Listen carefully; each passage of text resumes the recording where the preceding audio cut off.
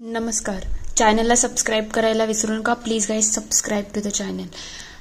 पिंगा गपोरी पिंगा. आजच्या भागात आपण बघणार आहोत वल्लरी इकडे दोघींनाही उठवत असते तेव्हा तेजा म्हणते, अगं त्या जेलमध्ये काही झोप लागली नाही, मग प्लीज आज तरी आम्हाला झोपू दे ना. तेव्हा वल्लरी म्हणते, तुम्ही नंतर झोपा, आता बघा काहीतरी तुमच्यासाठी इम्पॉर्टंट आहे, मी ते लगेच घेऊन येते.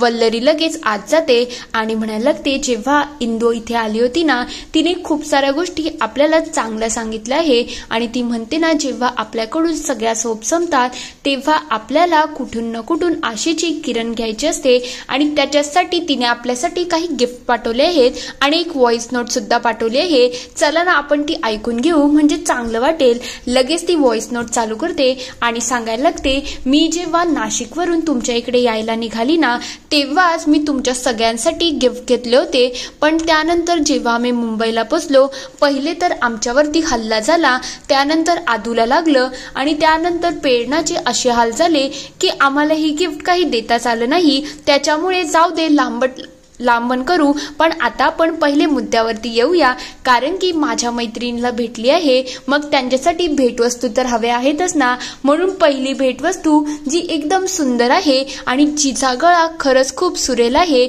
मग तशा सुंदर स्त्रीसाठी मी एक शृंगार पेटी आणली आहे. तुम्ही ते गिफ्ट आता श्वेताताईंना द्यावं अशी माझी इच्छा आहे. प्रेरणा लगेच ते गिफ्ट बघते आणि ते गिफ्ट अगदीच खूप सुंदर अशी पेटी असते. ते बघितल्यानंतर त्या पुढच्या गिफ्टकडे वळतात तेव्हा ती म्हणायला लागते, आता पुढचा गिफ्ट म्हणजे अजून कोणी नाही, जी आपल्याला साडीमध्ये सुद्धा छान दिसू शकते, पण साडी तिला अजून नेसता येत नाही, अशा तेजासाठी मी शर्ट आणला आहे. कारण की साडीचा किस्सा तेजा तुझा माझ्यापर्यंत आला आहे ना.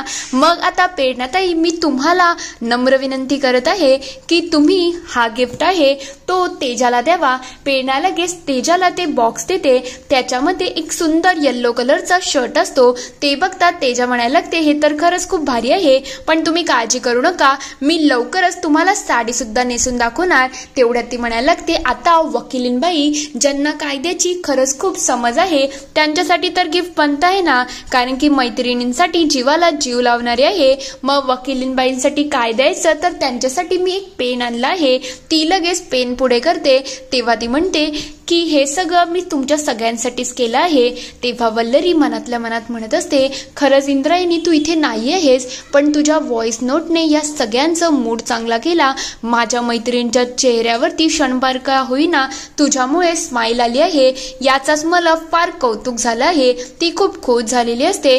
तेवढ्यात ती म्हणायला लागते, आता यांच्या सगळ्यांचं तर झालं आहे, सगळ्यात जास्त जिच्या हाताला खूप गोड चव आहे आणि स्वभाव थोडासा तिखट आहे अशी प्रेरणाताई, जी स्वामींची भक्त आहे, तिच्यासाठी सुद्धा गिफ्ट आणलं पाहिजे ना. मग वकिलीनबाई, वल्लरीताई, तुम्हाला मी सांगते, तुम्ही ते गिफ्ट प्रेरणाताईंना द्यावं. लगेच वल्लरी तिच्यासाठी गिफ्ट देते आणि त्याच्यावरती स्वामी नावाचं ब्रेसलेट आलेलं असतं.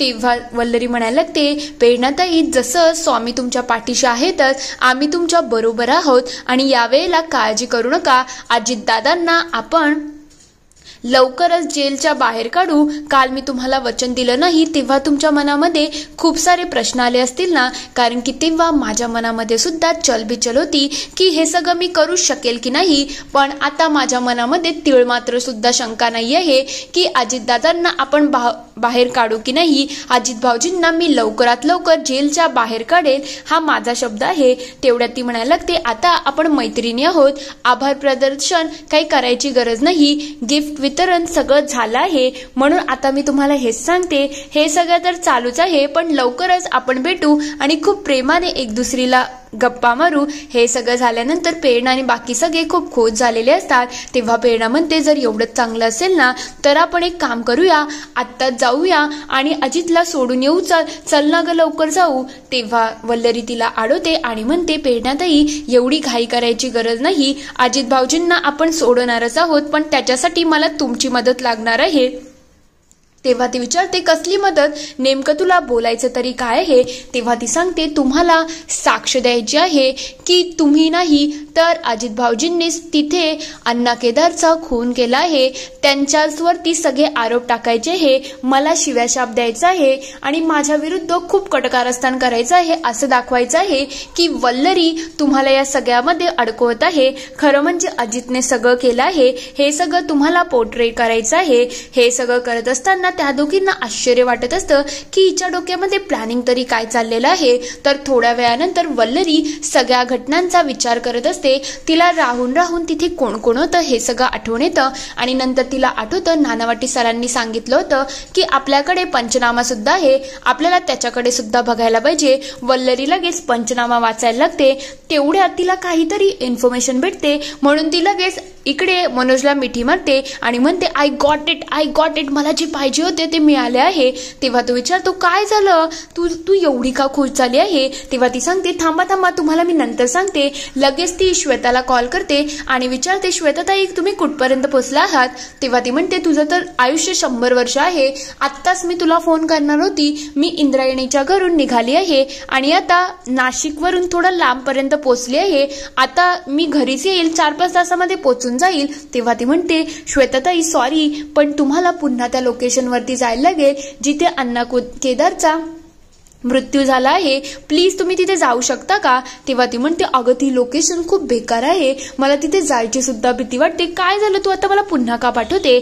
तेव्हा ती सांगते श्वेताताई खरं म्हटलं तर मला सगळं समजते, तुम्हाला या सगळ्याचा खूप त्रास होत आहे, पण तरी सुद्धा हे काम करायला लागेल कारण की तिथून मला एक वस्तू हवी आहे आणि माझी खात्री आहे ती वस्तू तिथेच असेल. पण एक गोष्ट आठवण ठेवा, जेव्हा ती वस्तू तुम्हाला दिसेल ना तर डायरेक्टली त्या वस्तूला हात लावू नका, त्याच्यावरती काही फिंगरप्रिंट असतील, मग ते आपल्याला गरजेचं आहे.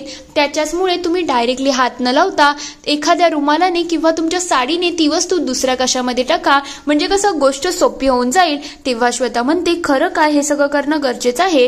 तेव्हा वल्लरी म्हणते हो ताई मी तुम्हाला त्रास तर देत आहे पण खरं श्वेताताई हे करायला लागेल, तुम्ही जाता ना. तेव्हा ती म्हणते ठीक आहे ग, तू हे सगळं आपल्या मैत्रिणींसाठीच करते ना, मग मी सुद्धा जाते, तू काळजी करू नको, तिथे पोचली का तुला कळवते.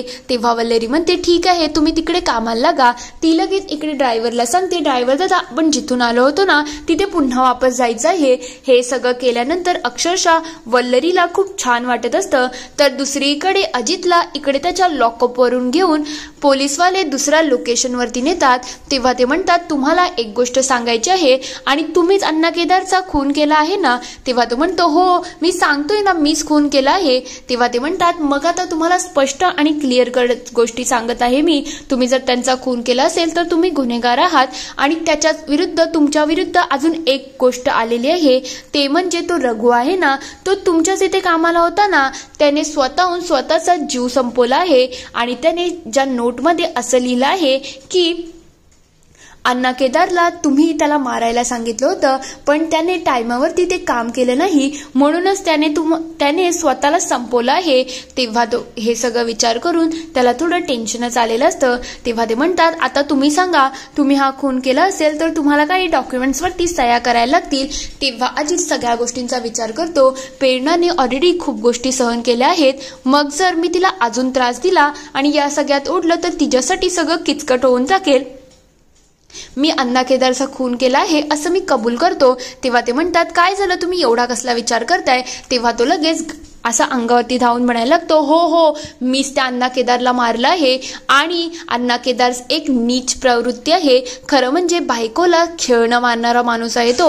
अशी जी प्रवृत्तीवाली लोक असतात ना त्यांना मला तर खरंच आवडेल सगळ्यांना संपवायला. त्यांना स्त्रीजातची बिलकुल इज्जतच नाहीये हे. आणि तो रघु आहे ना तो त्याच्याच सारखा होता, त्याला मी माझ्या घरच्यांसारखं मानलं आणि त्याच्याच बरोबर माझ्या बायकोनीही त्याला एकदम भावासारखं मान दिला होता, पण तोही गद्दार निघाला. त्याने अण्णा केदार बरोबर हात मिळवणी केली. मी त्याला सांगितलं होतं अण्णा केदारला संपव पण त्याने तेही केलं नाही. वेळेवरती त्याने कच खाली म्हणून तर मी अण्णा केदारला संपवलं आहे. मी ते सगळं केलं आणि जर तुम्ही अजून वेळ आला नसताना तर त्या रघुला सुद्धा मीच संपवलं असतं. तेव्हा ते म्हणतात अच्छा असं आहे का, म्हणजे तुम्ही गुन्हेगारच आहात आणि तुम्ही तुमचा गुन्हा कबूल सुद्धा करताय ना, मग ठीकच आहे. आता या डॉक्युमेंटवरती सही करा पण एक गोष्ट आठवण ठेवा, एकदा तुम्ही या डॉक्युमेंटवरती सही केली ना, त्यानंतर तुम्हाला शिक्षेपासून कोणीच अडवू शकत नाही. तो एक वेळ थोडा वेळ थांबतो आणि लगेच हातातून पेन घेतो, लगेच सही करतो. पोलीस त्याच्याकडे थोड्या संशयाने बघायला लागलेले असतात, पण अजित न घाबरता त्या पेपरवरती सही करतो आणि तो पेपर त्यांच्याकडे पुढे करतो. तर दुसरीकडे इकडे सानिका वल्लरीला भेटायला आलेली असते. तेव्हा ती म्हणते, ताई मला माहिती आहे तुम्ही कोणत्या सिच्युएशन मध्ये आहात, पण तरी सुद्धा उद्या आपल्या केसची हिअरिंग आहे. मला माहिती आहे प्रेरणाताईंच्या जीवनामध्ये खूप मोठं संकट चाललं आहे, त्यांचा नवरा जेलच्या आत आहे, पण तरी सुद्धा तुम्ही जर या केसमध्ये आल्या नाही ना, तर या केसचं काय होईल याची मला भीती वाटते. म्हणून तुम्हाला उद्या केस लढायला येता येईल ना? तेव्हा वल्लरी म्हणते, तू असं मनाला लावून घेऊ नको. खरं म्हटलं तर उद्याच्या केसला मला काही येता येणार नाही, पण तू काळजी करू नको. मी सगळे डॉक्युमेंट्स, सगळ्या फॉर्मॅलिटी पूर्ण करून टाकल्या आहेत आणि उद्याची केस तुझी आहे ना, ते नानावटी सर हँडल करणार आहे. मग तुला न्याय मिळेल म्हणजे मिळेल, ही माझा शब्द आहे. मी माझं वचन कधीच विसरत नाही. तेव्हा ती म्हणते, मग तर चांगलंच आहे. खरंच तुम्ही एवढ्या संकटामध्ये असून सुद्धा तुम्ही माझा विचार करता. मी तुम्हाला किती काय बोलली आहे, किती शिव्या शाप दिल्या, किती तुमच्याशी भांडली, पण तरी सुद्धा माझ्या गरजेला तुम्ही माझ्या बरोबर उभ्या राहिला. हे खरंच तुमच्या मनाचा मोठेपणा आहे. तेव्हा वल्लरी म्हणते, ठीक आहे ग, आता जे झालं ते झालं, पण उद्या केसमध्ये तुला न्याय मिळेल असा माझा शब्द आहे. तेव्हा ती लगेच त्यांच्या पाय धरायला जाते. तेव्हा वल्लरी म्हणते, हे सगळं करायची गरज नाही, तू आता जाऊ शकते. उद्याच्या केससाठी ऑल द बेस्ट. ती मनोजलाही बाय करते आणि तिथून निघून जाते. इथे हा एपिसोड संपतो. पुढील भागात आपण बघणार आहोत इकडे प्रेरणा आणि तेजाने प्रेस कॉन्फरन्स बोलवलेली असते. तेव्हा ते विचारतात, काय हो तुम्हाला काय मत मांडायचं आहे? तुमच्यावरती तर गुन्हा दाखल होता ना? तेव्हा ते म्हणते, नाही माझ्यावरती कोणताच गुन्हा नाही आहे. खरं म्हणजे तो अण्णा केदार आहे ना, तो अक्षरशः नीच माणूस होता. त्याने मला डांबून ठेवलं होतं, माझ्याबरोबर जबरदस्ती लग्न करण्याचा प्रयत्न केला होता. हे सगळं बघून माझ्या नवऱ्याला राग आला आणि त्याने अण्णा केदारचा काटा काढला. तेव्हा पत्रकार विचारतात, आम्ही तर वेगळंच काहीतरी ऐकलं आहे. त्या वल्लरी मॅडम आहेत त्या वेगळंच काहीतरी म्हणत आहात, म्हणजे काहीतरी वेगळं घडलं आहे, पण तुम्ही वेगळंच वळण देताय. तेव्हा प्रेरणा म्हणते, ती वल्लरी तर एक नंबरची खोटी आहे. ती का बरं मला या सगळ्यामध्ये अडकवायला बघते? मला तेच समजत नाही. मी असं काहीच केलं नाही. तेवढ्यात वल्लरी तिथे येते आणि म्हणते, ही कशी बाई फिरू शकते? उजळ माथ्याने हिने तर एक जणाचा खून केला आहे, तरी सुद्धा ही अशी कशी काय फिरते? मला हे पटलेलं नाही आहे. तेव्हा ती म्हणते, तेजा म्हणायला लागते, तू वाटेल ते माझ्या मैत्रिणीला बोलू शकत नाही. काय बोलते तू वल्लरी? तेव्हा वल्लरी म्हणते, मी जे बोलते ना त्याच्या विरुद्ध माझ्याकडे पुरावा सुद्धा आहे. पुराव्याचं नाव ऐकताच प्रेरणाच्या चेहऱ्याचा रंग उडून गेलेला असतो. इथे हा पूर्ण एपिसोड संपतो. नेमका वल्लरीने हा खोटेपणाचा डाव का रचला असेल? तुम्हाला काय वाटतं ते मला कमेंटमध्ये नक्की कळवा. व्हिडिओ आवडला असेल तर लाईक करा, शेअर करा आणि चॅनलला सबस्क्राईब करून घंटी वाजवायला विसरू नका. नवीन व्हिडिओजच्या नोटिफिकेशनसाठी. व्हिडिओ बघितल्याबद्दल धन्यवाद.